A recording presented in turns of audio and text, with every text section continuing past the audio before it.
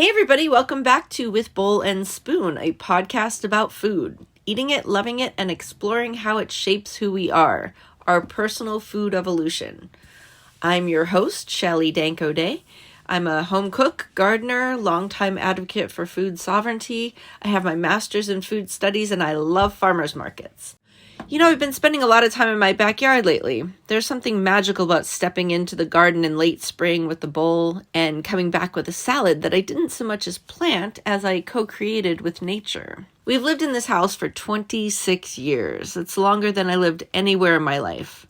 Growing up, we moved a lot, and here I am, 26 years of roots in this place.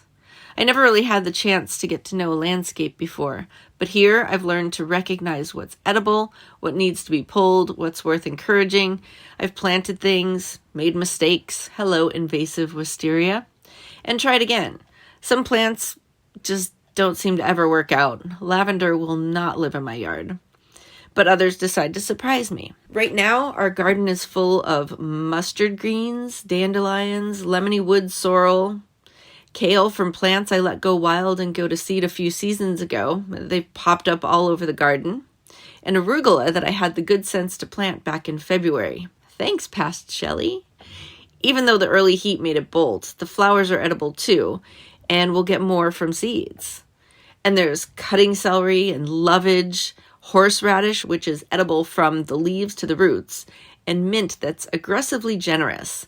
We love to make mint water in the summer when it's really hot. It's very refreshing. Most of what I'm eating now didn't come from a neat little packet of seeds planted in April. It came from past years' efforts, from volunteer plants, and from learning to notice what's edible and welcome. It's backyard foraging, really. That mix of intention and improvisation reminds me of our guests today, Julian Figueretti and HongChing, founders of HeartBeets. Like my garden, their products grew from observation, experimentation, and care. Julian started out testing drinks and beet bars on his friends, sometimes unintentionally fermenting them, and eventually found his stride. HongChing came in and brought her a flashlight and her marketing know-how and love of food, and the two of them turned a good idea into a growing business. We talk about the messy joy of figuring things out, the power of plants, and what it means to invest in something and watch it grow, whether it's a garden, a business, or a partnership.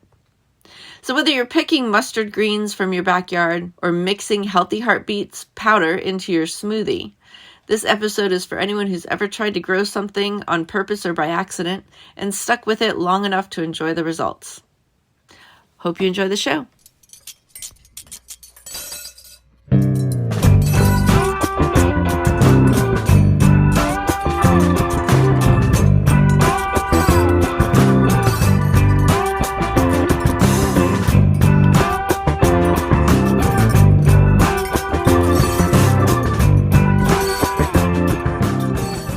Welcome to With Bowl and Spoon. I'm here with my guest today, Julian and HongChing from Healthy HeartBeets. Why don't you guys go ahead and introduce yourself and tell me about your business?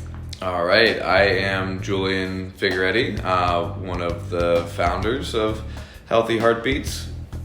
I'm HongChing, the other founder of Healthy HeartBeets. So Healthy HeartBeets is, we just have the one product right now. It is beet powder, chia seeds, and hemp seeds together in a mix to throw in other foods to kind of upgrade the nutritional value. Doesn't change the flavor too much, which is a nice thing, so that it blends and mixes well with all sorts of different foods. And it's pretty much just like a very super nutritious and convenient way to upgrade your diet a little bit. Came up with this product almost 2 years ago at this point. All last year was us starting to work together and really flesh out this idea and how everything is going to work and set everything up. A lot of things along the way. Previously, before that, I had another product that I had worked on and launched and put on the market, but working by myself and the timing of things and whatnot, I had to put a pause on that, which, you know, I'll allude to it a little bit, but not to give anything away. Okay, is this product still being manufactured? No, it's... it was on the market, though, for a while? It was, I did... Is it something we might be missing? Yes, 100%. And I might be mad at you for having stopped making it? Yes, absolutely. It's basically like a new food, or a new way to make a very common thing that just like isn't on the market yet. Is it coming back? Yes, it will absolutely come back. It was the production challenges of trying to figure out the best way to make it. I needed special equipment because there was a dehydration process, and it just made everything like a bit more complicated to get it on the market with a pretty short expiration date. Where did this idea come from? For the Healthy HeartBeets? Well, actually, it was originally called BPM Snacks before we changed it to Healthy HeartBeets. And how that came about was about a year ago, I guess last 2 Januaries ago, is when I was in a position in my life where I resigned from corporate and I was looking for another career, another path. So at the time, I was working at Iron City Boulders and helping with their marketing as a freelancer. That's how I met Fig. So he was working at Iron City Boulders. Like I occasionally like come in. Wait, sorry, Most Julian. Most people call me Fig. My last name's Figueretti. Okay, so now I know Julian, I guess.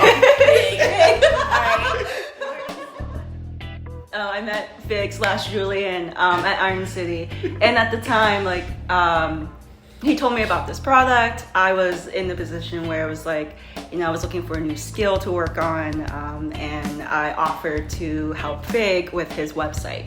So at the time, the website was like 1 page. That was all there was. So that was on purpose.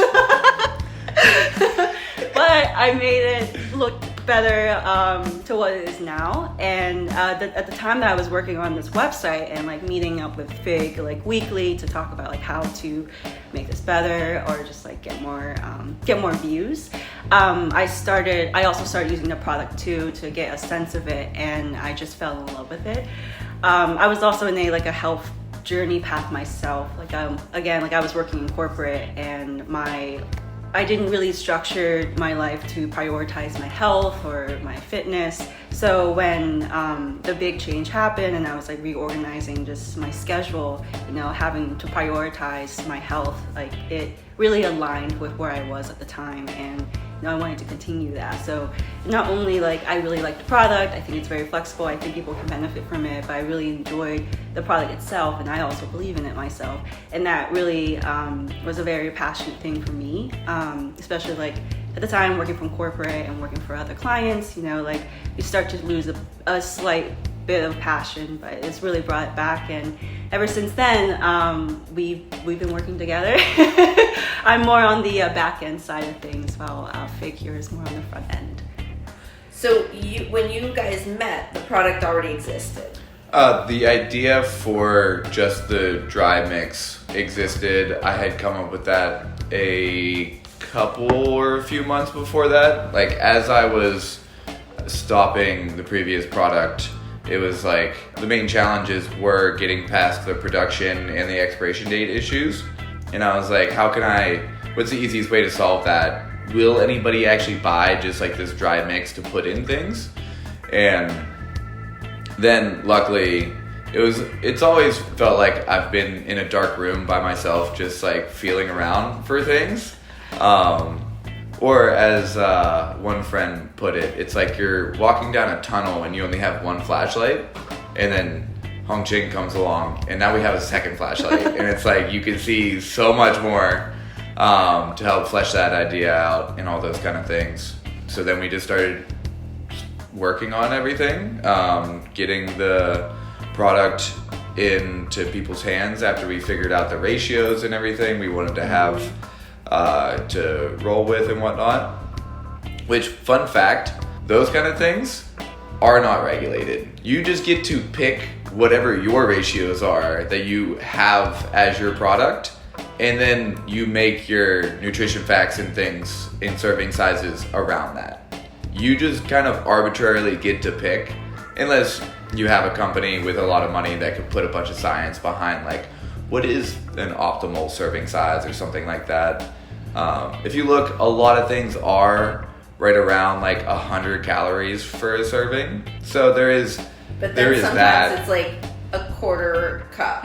Yeah. And you're just like, who is going to stop at a quarter cup of chips? Like, No. Oh my gosh. yeah, Yeah. or whatever. Yeah. 0 people. You buy that bag to eat the whole bag. Yes. I don't care how big it is. And now don't quote me on that. I'm not 100% sure that the FDA is not going to like have some say against that.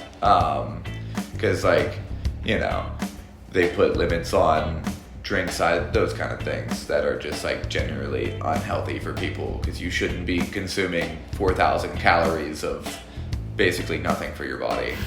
Yeah, well, I guess most companies sort of choose, like, well, this is a nice amount of calories that you might want to have for a snack, and that would be just this amount. So that's how they make those decisions. You wouldn't want to put something that's like 8,000 calories on your label per serving. Yeah, exactly. So we just kind of figured that out, and the first round of the product we started putting out technically as like a test in just unmarked brown bags to see if people would buy it. Yeah, I know, right? It feels like we're doing something so wrong. Like every time I would go like give somebody one of these bags, I felt like I was selling drugs or something. I'm like, okay, if somebody saw this right now, here's like a good size like brown bag. Editing here. No marking or anything on it. It's like somebody sees that out of context, they're like, what's going on over there? Huh? Yeah, those were the days. My thought is going to so many different places, but what I want to ask you, Fig, is so tell me about your background. How did you get into this? So my background, I studied basically a general business degree in college at WVU. It was agribusiness management. And that was just the part of the college that had it be a part of agriculture. But you get a little bit of like basically all the different aspects of business, and then I took a lot of extra entrepreneurship classes and was involved in different clubs and things like that, which were a lot of fun, taught me a lot of things, and had originally started the LLC back then to sell hemp seeds, and quickly realized like, oh, okay, even though the US is very behind in production, there are just big companies that are in the game, Canada being a big producer. And you can't really just like jump in and compete with like giant sized farms that could sell things at such a low cost. I was like, okay, I gotta differentiate. And growing up, my family has a restaurant, so I come from a food background. It made sense to do things with food. I've learned plenty of stuff from my dad, so I'm, a pretty good cook. So I started experimenting with things and had no idea what I was gonna do. And this was like right around when COVID happened. I had an enormous amount of free time, and my parents had gotten me a product, this beet powder off of a commercial. It's called Super Beets. It was one of the early ones that was on the market. It was just a supplement. You threw it in water, drink it. And since they bought it off a commercial, I was like, well, that sounds dumb. Why would I do that? I think I've seen that infomercial. Yeah. Yeah, right?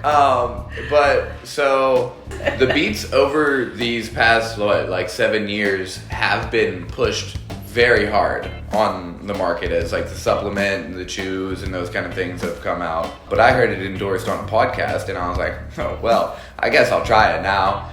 And I was like, holy shit, this works. Like, I would be doing like 3 and 4 different sports in a day sometimes, and I was like, I just have more energy, I recover inactivity quicker, I have more endurance, and I'm definitely not an endurance sport type of person.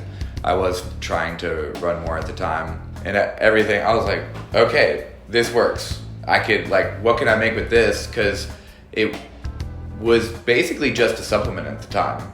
And I was like, well, why is this not in any foods at all? Like, it's not a food yet, so let me make a food. And I happened to turn it into a drink, actually, first.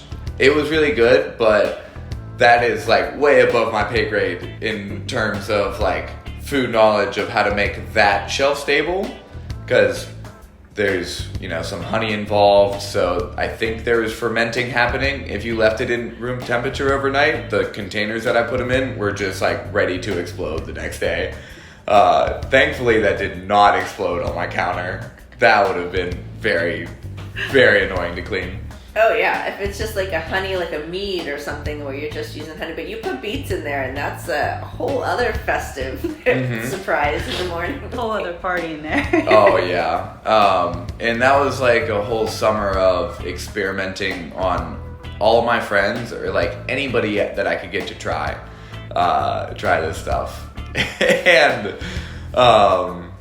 every week, because I would be going to Ohiopyle a lot to do like whitewater rafting and kayaking. And that was a really good crowd to test things on because they're very active and whatnot. And they would give me very honest feedback too. And I would have different flavors. They'd be like, not this one, that one definitely not. But this one over here, that one's doing pretty good. And that was like the birth of that product, which bounced around a few different names, ended up turning that drink into just like a snack food. Called them Chia Chews, launched those on the market, worked on that for like almost 2 years, I think. And then it was like, don't know how to make this go further, especially by myself and with all the hurdles to overcome by myself just weren't happening. And luckily, HongChing comes along and she was like, you want some help? And I'm like, please help me. What were you doing in Iron City? Iron City Boulders, yes. I was doing, a little bit of anything there. I was a part of the initial crew that, for when the place opened. So I did a little bit of anything that came along, and pretty much any position that is available at the gym, I had done it. So Iron City Boulders is a rock climbing gym in Lawrenceville. Gotcha. It is one of 3 different companies that are in Pittsburgh, and it is a bouldering only gym, if you know anything about rock climbing. No harness or anything. The walls are just about 15 feet tall, and they are climbed for anybody. If you've never climbed before or if you're very experienced. And I had the Chia Chews in the gym and whatnot, but I just didn't have the product right yet. And that's why it moved through the gym decently well, but I just didn't know how else to do things. And then HongChing doing some contract work for them with marketing. She tells me she has a marketing background. I'm like, oh my God. It was a game changer. Because I didn't really come on to Healthy HeartBeets till quite later, and I guess from my background, I come from a food background as well. My dad has been a cook for many different Chinese restaurants in Pittsburgh. You grew up in Pittsburgh? I did grow up in Pittsburgh, yeah. I mean, I immigrated here when I was really young. I was 2 years old, and it was just my immediate family who we all came from Hong Kong. And at the time, Pittsburgh wasn't as diverse at the time, but now the diversity has grown, and there's just more different cuisines in Pittsburgh and different food to try. So I was already immersed in a Chinese cuisine at home and American cuisine outside, and so it wasn't. I guess I'm not surprised that I kind of end up in the food industry as well. My previous experiences, I also come from a business background. I went to Chow University and studied marketing and international business.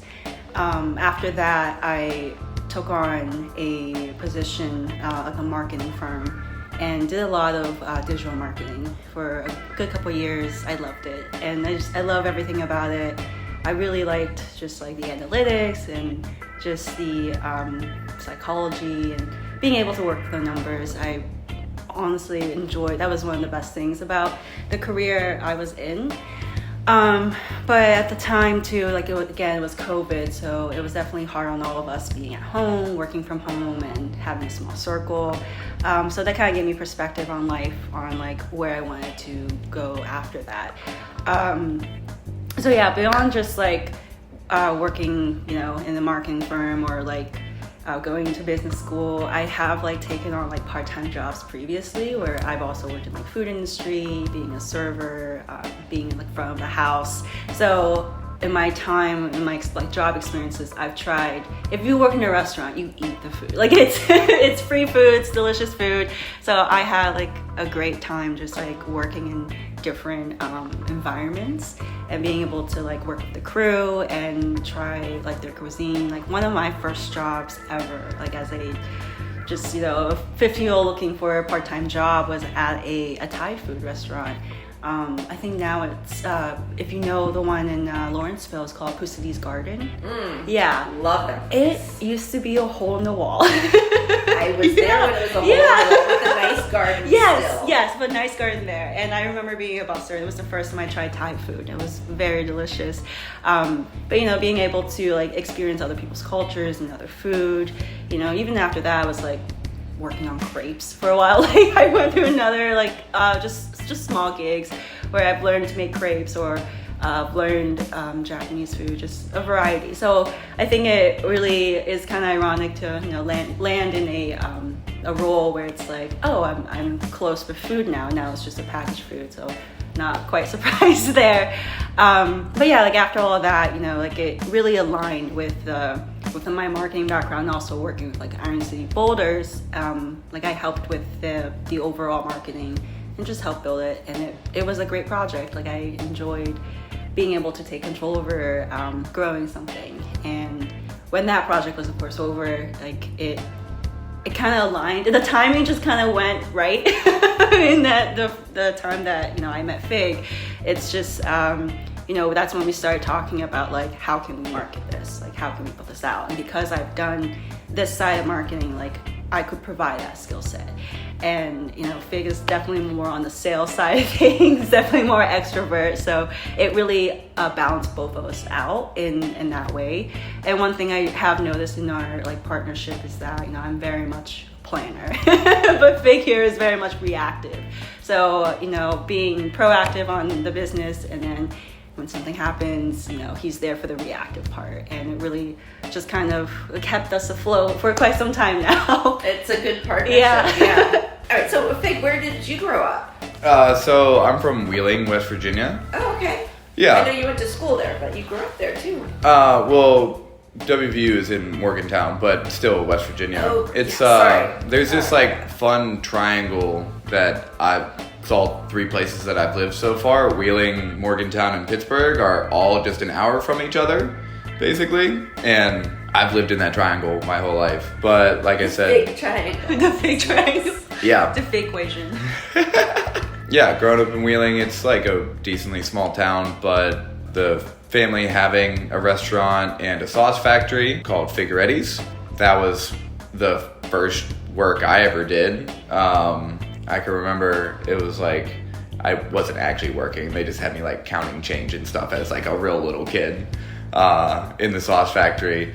But when I got a little bit older, that was my first job in the sauce factory, just like chopping vegetables with a French fry maker that's mounted to a wall, and you could send onions or peppers and stuff through there. You just stand there and just chop veggies.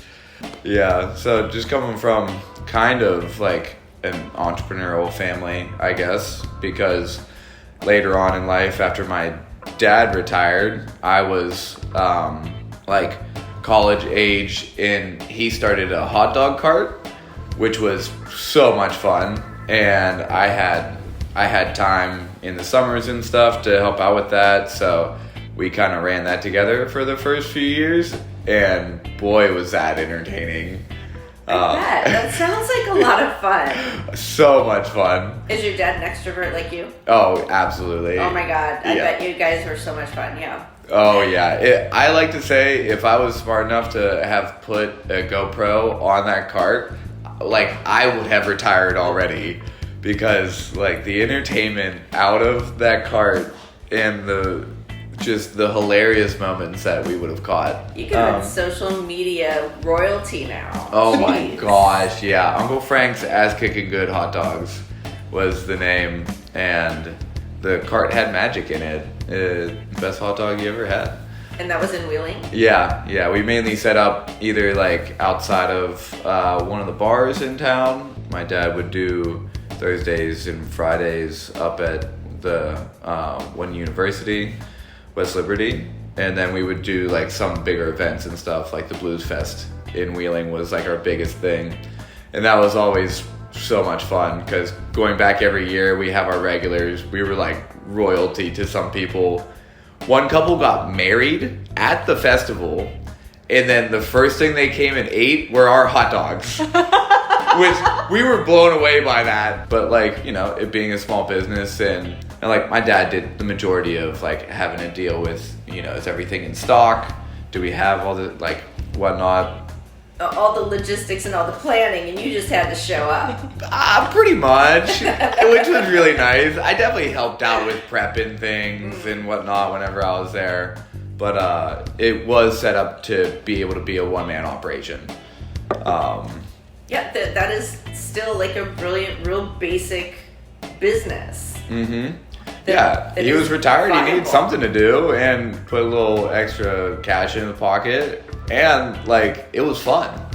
Like, we definitely had so much fun with that hot dog cart. Oh, man. Could go for a hot dog right now. My favorite was, like, a coney dog. Mustard, sauce, onion, but I like to add relish to it, too. What sauce? The hot dog sauce. It was basically, like, chili sauce, but without beans. And my dad, like, made this sauce. So it's kind of like a gravy, I want to say. Almost. A little brighter. But like, you know, we called it hot dog sauce. Yeah. It was I've like never heard of hot dog sauce. Yeah, we in parentheses had it chili, but like my dad believes if there's no beans in it, it's not chili. There's the definitions of everything, yeah, for sure. Yeah, right? But a classic coney dog would be mustard sauce and onion. And I like to throw some relish on top of that.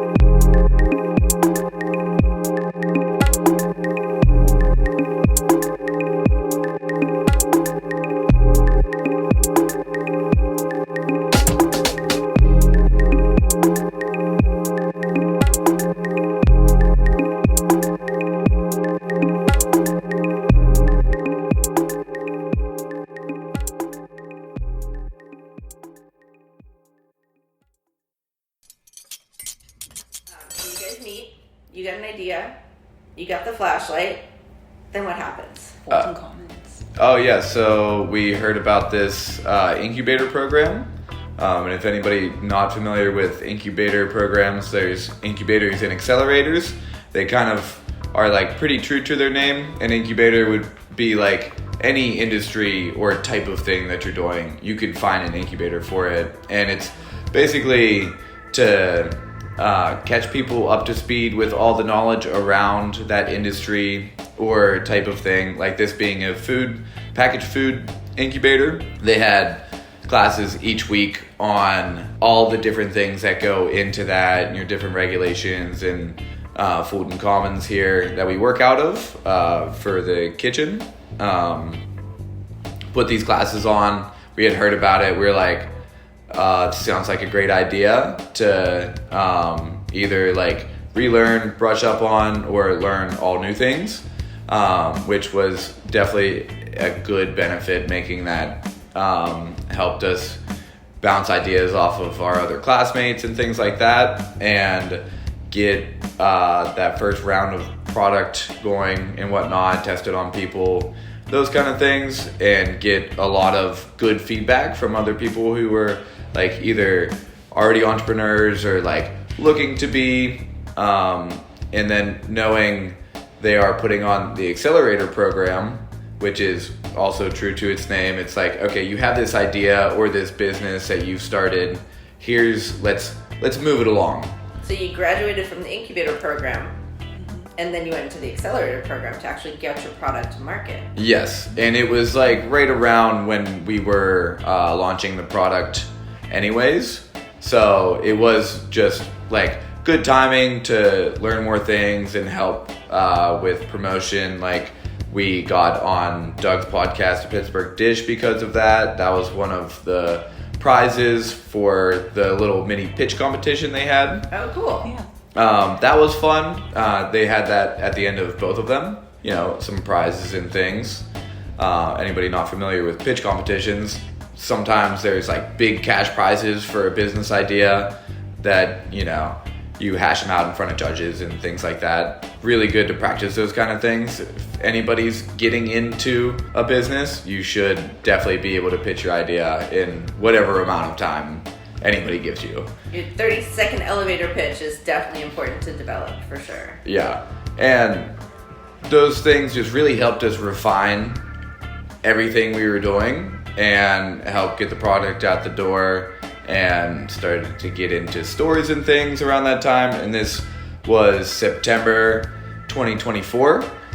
Last year, we launched the product, and that accelerator program had started, so we were in that. Now that helps us with even more connections and things.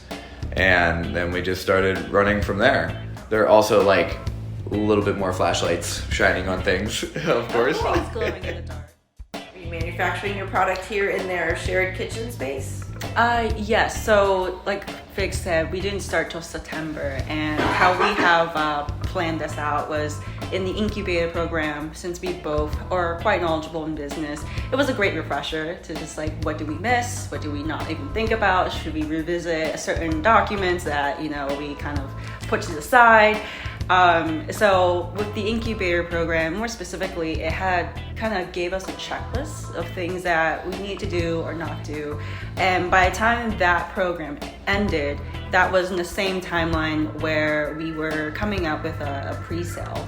And, you know, we needed upfront cash to be able to pay for a kitchen and health department and everything to actually start the business.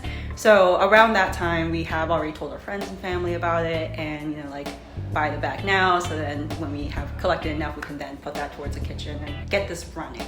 The pre-sale was quite successful, and, you know, it really helped us kind of jumpstart our business.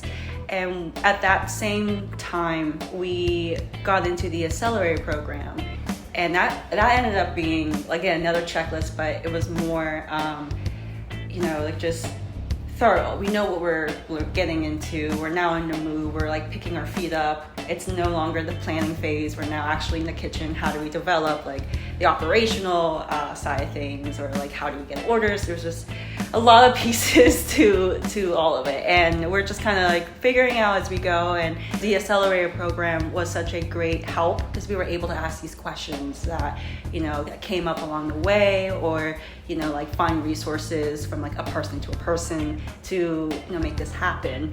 And so when we like did this pre-sale, we had enough, we got into the kitchen, and we had like more flashlights in this case, and things just started rolling. Essentially, we started to be more involved in a lot of like business networking and getting our name out there, like through social media or just through like physical meeting people. We're also part of the Northside Chamber of Commerce, so it was a great, just a great connector to just meet everyone in the community and feel very involved. So with all of that going on, you know, we were able to get into a few stores in Pittsburgh, and even now, like this upcoming month, we will be in the Bloomfield Farmers Market. And that's a huge step for us because we've known that the Bloomfield has been a great place, and It's really hard to get in. So we're happy that we have our next steps here. So you didn't have a product until September, or you were making a product like in your own kitchen just for samples? Yeah, correct. Just for like sharing with people and getting feedback and those kind of things. I was packaging those unbranded bags. I was making them in my kitchen and doing all the necessary things, because there is a permit you could get to be able to make a product like this in your own kitchen. But I knew that that would be very annoying, and I have roommates and things, and it's like you don't really, unless you have like a good setup for that with a house and whatnot, or it's pretty much made for farmers to be able to make products out of their stuff and have less waste and value-added things. So I knew we wanted to get into a commercial kitchen, and Fulton Commons being the obvious option, because we did the incubator and accelerator there. It was just like, when are we going to turn that tap of rent on? And lining all that up. So up until that point, I had packed everything in my own kitchen. Do you guys sell wholesale? Yes. Okay. Yeah, we're in 9 different stores now, and we have our wholesale pricing and everything for them. Try to get that MSRP to land on what we sell full price retail wise at farmers markets and things like that. Try to get that to line up. That's something that nobody really teaches you until you're there. It's like, okay, how do you deal with this store? And how do they want to do things? They're like, what's their markups? How do you make your price? Yeah. And like figuring out the price that like for our product and what to charge and what to make that was like one of the most annoying things through the entire process. Was just like, okay, how do we not price ourselves out? And like, if anybody's ever taken an economics class, there's that dot you're trying to hit of equilibrium. And it's like, how do you actually find that? It's before you're selling the thing. I'm excited for you guys. What's next for you guys? What's coming up this season? You got the Bloomfield Saturday Market where people can find you there. We have applied to a few other farmers markets as well. We're just waiting to hear back and see what the schedule looks like for the summer. You've got the one product. Yes. Are there other products that you're thinking about venturing into? Don't want you to give away any secrets. Yes, yeah. But is there anything new on the horizon, or is it just your business is new? So yeah, like a little bit of both there. We definitely, just the two of us need to work within our capacity to get another product on the market and things. That's a whole beast in itself, but we do have things in the pipeline that we're working on. Bringing back the Chia Chews is definitely one of them. That now that we have the distribution network to be able to like put it in different places and have people try it, and that way easier trial and error process will make it that much easier to get that product back on the market. But then also just the variations of the Healthy HeartBeets itself with different combinations of uniquely beneficial ingredients and whatnot, things that don't typically show up in food yet, is kind of where we would be aiming. Whether we get those out this calendar year or not, we'll see. Because with more and more things on our plate as far as markets and whatnot, that's less time to tinker with the products and get those on the market. But that is that's the plan, to expand the product portfolio a little bit. Not doing too much and letting things fall to the wayside is also very important. Focus. Mm-hmm. Yeah. Appreciate that. Do one thing and do it well. Yeah. Or do two things and do them well. Yeah, exactly. Make sure it's going to stay being done well. For sure, because I'm really good at putting too many things on my plate. And HongChing is the organizer. Balance. You guys got the balance. I love that. I love this partnership. So where can people find your product? All right, let's see if we can list all the stores off the top of our head.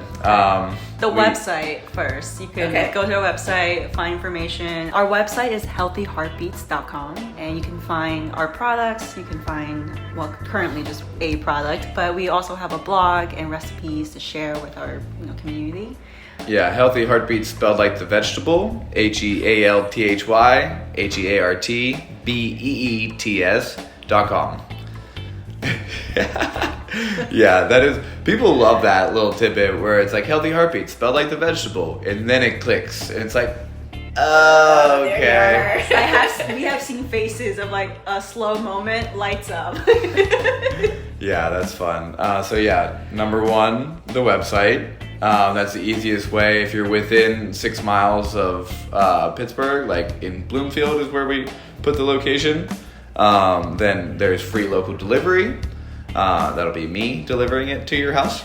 And then, so we're here in Fulton Commons, the Linea Verde Green Market in Bloomfield, then Mayfly Market over in the North Shore, Eckner Farms in Wexford. Okay, there's East End Food Co-op, Frick Park Market, and we just got into Three Rivers Outdoor. Three Rivers Outdoors. Okay. And then also in Regent Square, right? Yes. Yeah, and then Today's Organic Market in Oakmont. Excellent. Yeah, a lot of things going on. It's really fun. I'm the one who's supposed to try to keep all that organized.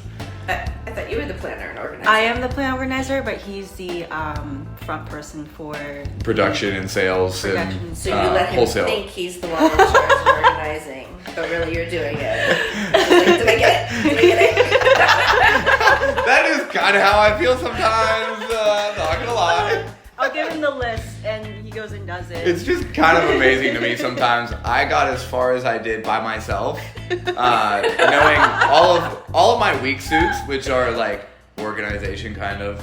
That's one of the big ones. Oh man, let's not get started on taxes. Whew. Oh my god. He's a last minute person. I am not. So we found a very nice compromise. Is there anything else you guys would like to tell the audience or to share with me? What's the slogan? We have tried so many different slogans and things. One of the ones, we're just trying to help people make healthy easier, and this is a nice convenient thing to add to a lot of things you would probably already eat, to upgrade your diet and feel better. So yes, the Healthy Heartbeets, it goes in all sorts of different things. Smoothies are like the easiest thing to add it to. I put it in my yogurt with a touch of honey. That's my favorite snack.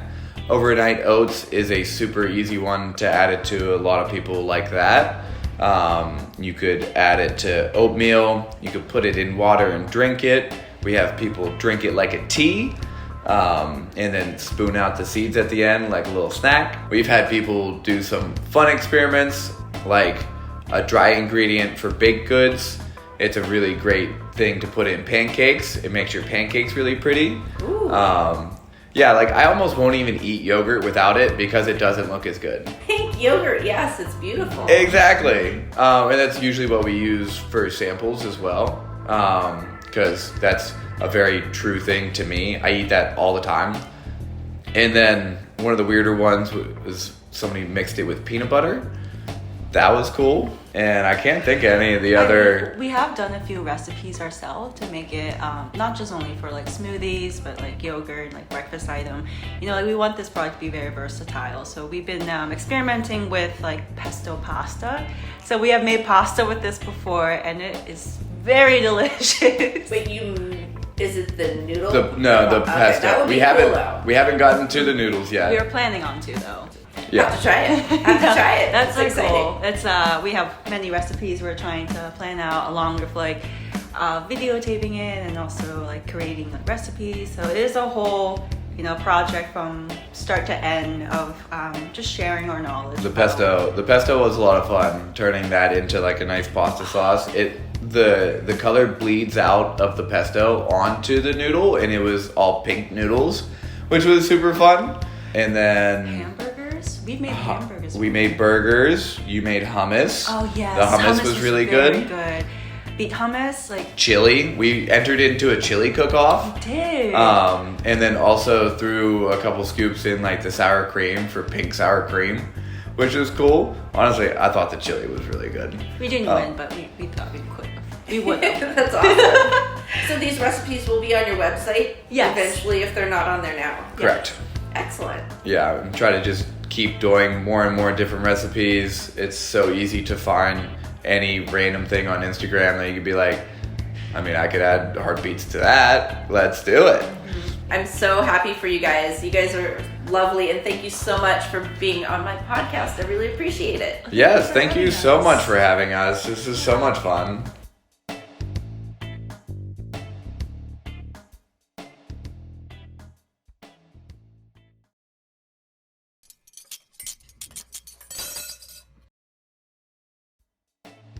Oh my gosh, yes, let's talk more about your product just a little bit, because we didn't actually talk about that. So you have this Yep. Oops. We've just been alluding to the product this whole time. The anticipation is so real.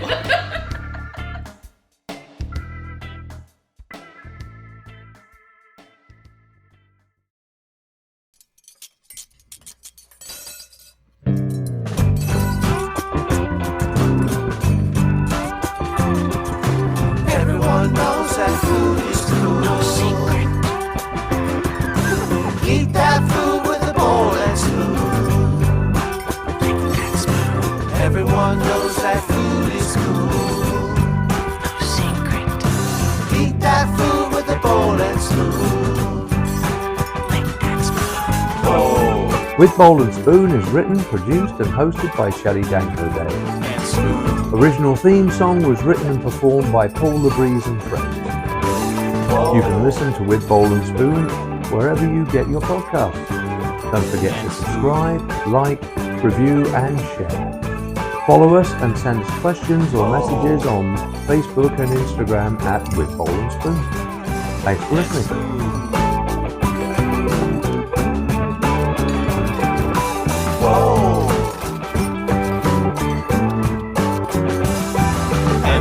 I was doing all right until you pressed the button of record. I was like, oh wait.